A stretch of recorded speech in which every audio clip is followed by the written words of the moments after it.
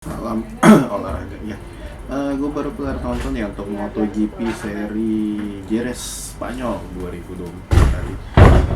Iya ini race yang sangat seru ya. Kalau dibilang udah lama banget terakhir kita nggak nonton race yang kayak gini. Ya berapa race kan ya mungkin sekitar tahun lalu mungkin ada ya beberapa ya. Cuman ya dengan jalannya race tadi ya kita lihat bahwa dua rider ini ngotot banget baik Pecco maupun Marc, walaupun beda poinnya cuma 5 poin ya, cuma 5 poin, tapi kedua pembalap ini kan dua-duanya juara dunia 2 kali, pembalap terkuat saat ini dengan juara dunia 8 kali yang sekarang sejak 4 tahun terakhir ingin coba untuk meraih gelarnya.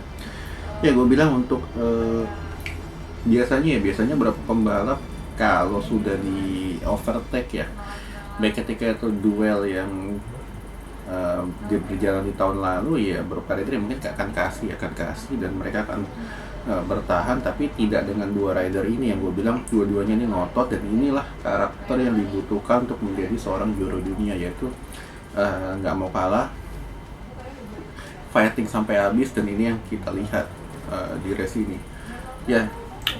Sebetulnya Martin pun juga sama leading, bikin gap, cuman Martin ini gue bilang agak sedikit kena pressure dari Pecco ya, dimana Martin ingin coba untuk bikin gap, tapi dia terjatuh di lap yang di tikungan yang sama dengan beberapa rider yang kemarin di sprint race jatuh, yaitu bagian depannya kena yang lembab, jadi dia crash.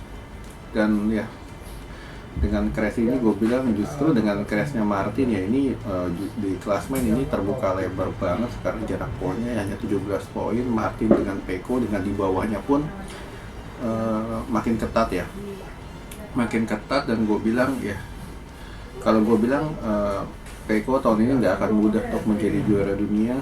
Selain ada Martin, ada Marc juga. Marc gue bilang dia sudah kembali. Kalau orang bilang kan tahun lalu dia kembali dengan Honda, gue bilang tahun lalu dia belum sepenuhnya kembali, tapi dengan tahun ini dia kembali. Kenapa?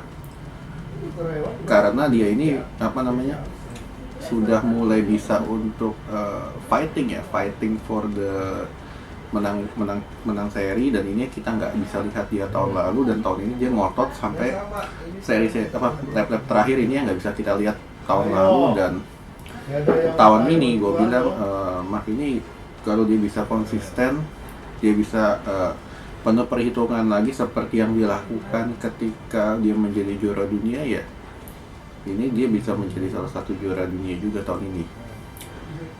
Lalu ya Bezzecchi baru gua lihat tadi di race tadi dia bisa dapat podium ya, setelah beberapa race dia struggle. Lalu Alex Marquez ini gue bilang